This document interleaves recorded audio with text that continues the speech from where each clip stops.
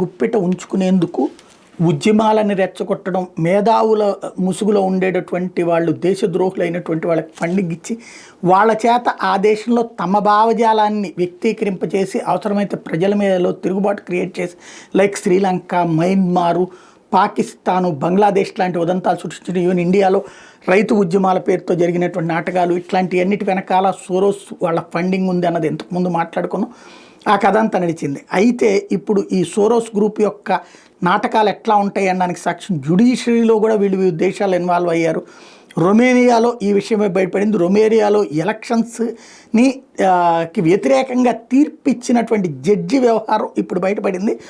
Soros అనుబంధంగా నడిచేటటువంటి NGO సంస్థలో Elina సిమీనా తనాసికు అనేటటువంటి జడ్జి ఆ రోజున ఇచ్చింది తీర్పు. ఈవిడ ఈ సోరోస్ వాళ్ళ ఎన్జిఓలో పనిచేసినటువంటి ఆమెని తీసుకొచ్చి ఏకంగా పబ్లిక్ పాలసీకి సంబంధించినటువంటి సోరోస్ నెట్వర్క్లో తర్వాత తీసుకున్నారు. ఆ తర్వాత ఆమెను జాగ్రత్తగా తీసుకొచ్చి రొమేనియాలో కాన్స్టిట్యూషనల్ కోర్టులో జడ్జిగా తీసుకొచ్చారు.